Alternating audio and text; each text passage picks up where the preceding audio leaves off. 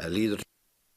Gramargad Caherlick, and as I said at the beginning of the order of business, it is important today that as we reconvene that we pay tribute and remember Fergal Quinn, and we will have tributes in due course to him, and we do again offer our sympathies to his family and his very sad passing. Equally, Caherlick, at the beginning of the order of business, it is important that we remember Lara McGee, who was tragically killed in the north, and to hope that her death will be a reminder to all of us that we can never go back to the days of old.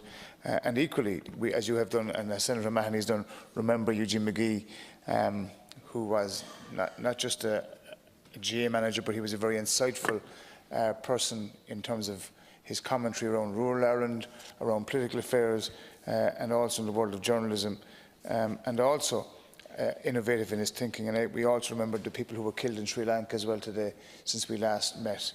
And we do so, Caherlick, mindful of the fact that we are privileged to be here.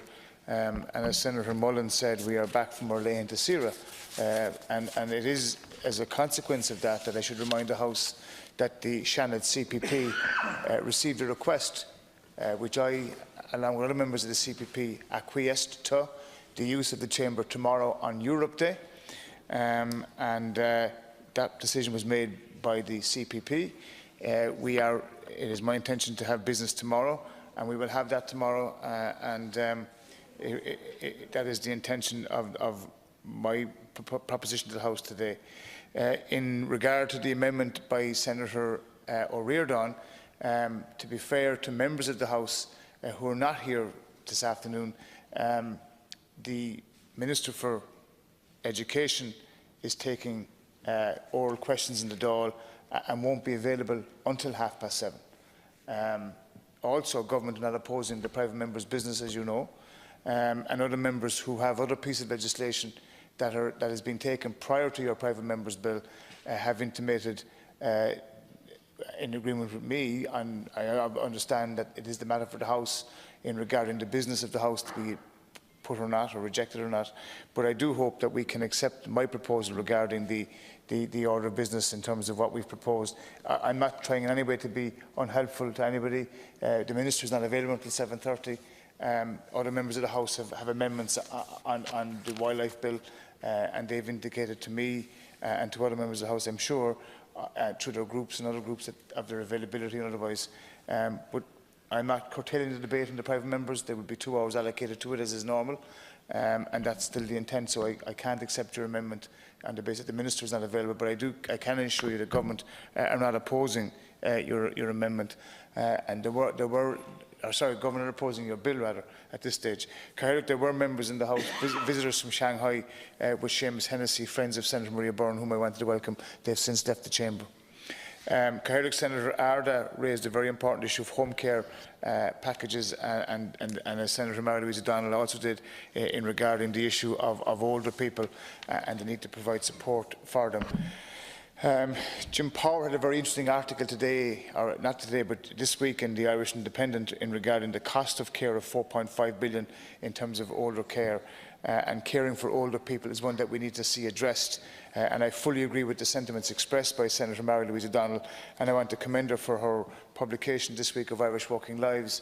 And I think as we live longer, as we get older, as the population gets older, we all seek to have better care, better types of care, better facilities. And I think she is right. We need to be more creative, and I'd be happy to have that debate in due course. The issue, Caherlick, of housing was raised by Senator Arda. Minister Murphy will be in the House next week to have a debate on housing, and I'd be very happy to have that debate with him. Caherlick, the issue of broadband has been raised by Senator Arda, Leyden, Conway Walsh, O'Mahony, Feehan, O'Riordan, Harkin, and Senator Mullen raised the matter. And a lot of the focus has been on, in some cases, by the correspondence from Mr. Robert Watts, the Secretary General Department of Deeper, but those people who choose a counter-argument didn't look at the correspondence, or choose not to reference the correspondence from the Secretary General Department of Communications, Mr. Griffin, who speaks about optimism around the bidder achieving savings. About 10 years from now, all those who seek broadband will have access to higher speed broadband and the benefits that broadband will bring. and it beggars belief to listen to the likes of Senator Norris yet again, Cathaoirleach and others, coming in on a populist agenda. Are they really saying to us in the House today that they don't want people to have access to broadband? Are you against the plan for broadband? Is that what? I understand that, but I'm asking the question: are people really saying that? And are they saying that they want to have a digital divide in our country? Because as sure as day follows night, Senator Conway Walsh, who I'm very fond of, will come in here and she'll say, the country is falling down, we haven't access to broadband, there are no jobs in rural Ireland, people are running away into the capital, and we can't have that. And it's all about Mayo, and Minister Ring is doing a great job at Mayo, as you know, and as Senator Mahoney said, you're fairly good to go to the openings of envelopes yourself, Senator Conway Walsh. And I saw you at the weekend in your Mayo jersey cheering on the boys in green and red, and you had a great win. But Minister Ring is delivering for rural Ireland, as you know quite well. And you just wish you were in government with Minister Ring. Broadband. You just wish you were in government, Minister Ring. And 3 billion. And you talk about a lack of vision. Well, isn't it wonderful that Minister Ring and members of the government have a vision for rural Ireland to be connected, that there would be no digital divide, that there would be jobs, that there would be internet speed, that will be able to have people in schools, being able to work from home, being able to do their schools projects. And if you watched the 6-1 news last night and the 9 o'clock news, you will see the people that you speak to represent welcoming the plan, bemoaning the fact that they can't do their homework, bemoaning the fact... The plan isn't going to... bemoaning the fact... I sent an email on a Monday morning. Lamenting the fact that we can't have high-speed connectivity. But the good news is Minister Bruton will be here next Thursday and we'll have the debate on the broadband plan. And you'll be able to facilitate that. And all of those who ride on the horse of populism can come in here and they can go out to the people and go, well, I was for it in Dublin, but I'm against it here. Tax cuts. And Senator Éireann, you're not in the stage of the Abbey now. And we know your Trumpian call will be put to good use, but I would cast your mind back to your good colleagues in the Labour Party who were in government, and you should go back and listen to the clip of Morning Ireland this morning. I did. It was enlightening. It was enlightening. And the bottom line here is, stand over this, in fairness, and you know the Labour Party's stood over an awful lot worse. You know it. You know he stood over an awful lot worse. 3 billion worth over to a private entity. And the state don't own it. Leader, without interruption, please. I cast. This is the problem. You actually agree with me. The problem with the Labour Party is you're never wrong. You're right about everything. There's loads of problems with the Labour Party. You're right about everything. You should go back to the day of bread and roses. Get back to the order of business, please. Please. Senator Layden, if in doubt, leave them out as Senator Layden's party's leader's former great clarion call, but of course we should go back to the days of Mary O'Rourke and the sale of Telecom and all of that. But we won't, Cathaoirleach, because it's the first day back. I'm trying to give you Senator Crockwell, Cathaoirleach, raised the issue of the need to remember acts of valour, and I concur with that. I unfortunately couldn't make the march last Saturday because my goddaughter and my niece was making a Holy Communion. And on one of the rare occasions I put family first, Senator Crockwell. And as you know, Senator McFadden has been a champion in this House of advocating, and Senator Burke was there. But it is important that the matters you raise are taken seriously in terms of the acts of valour, and the appropriateness of that should be addressed with the Minister for Defence, Minister Keogh, who's the Minister of Responsibility, and we'll have that debate either through a commencement matter or in the House, or maybe you and I can speak again and talk about how we can progress that. Cathaoirleach, Senator Burke raised the issue of the primary care facility in Cork, which was opened last week, and it is a fantastic state-of-the-art model facility, and one that he is right to praise and commend him and others for their work in ensuring that the primary care facility was established. May I, Cathaoirleach, at this juncture pay tribute and thank Tony McNamara, who has intimated as CEO of Cork University Hospital his intention to retire from the public service, to thank him for his 27+ years of service to the health service, and to wish him well in his new career.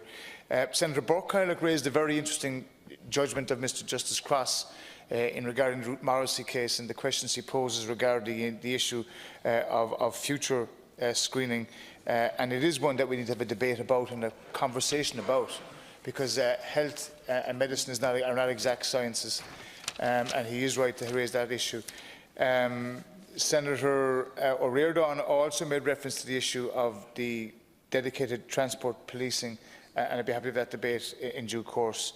Senator Harkin and Senator Conway Walsh raised the issue of insurance and the need to have the Minister come to the House to discuss the matter of insurance, and I'd be happy to have those debates in the House.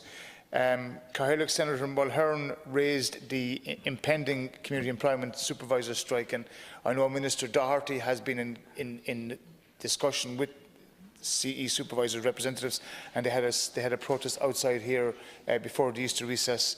And it's one that we need to see resolved. We all recognise the importance of and the benefit that community employment schemes bring to our local communities, and I'd be happy to debate in the matter there. Senator Mullen, could I join with you? I overlooked it in terms of your tribute to Jan Vanier and the huge work that he has done and did, and the way in which he gave people with intellectual disability hope and home and life and joy. And I join with you in congratulating and thanking him for a life well lived.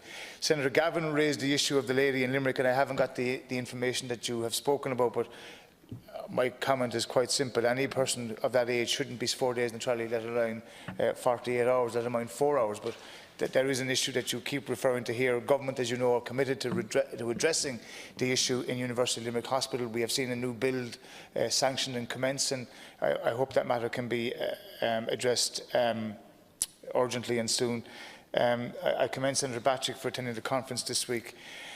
Senator Boyhan, I don't have the answer in terms of the Land Development Agency, but I will take the matter up with Minister Murphy on the matter. And with that, Cathaoirleach, just to say again that I want to welcome also the members from the Fermoy Save the Weir campaign who are in the public gallery with Deputy Kevin O'Keefe. They were before the Petitions Committee today, and I hope they had a very good hearing there. But just, I do hope that Senator Éireann can understand that in terms of the private members, I can't accept his amendment, because of the logistics of what you've proposed isn't possible. And we are, if the House agrees to the proposition, we will have business tomorrow in regarding the Judicial Appointments Bill. Gormaga Cathaoirleach.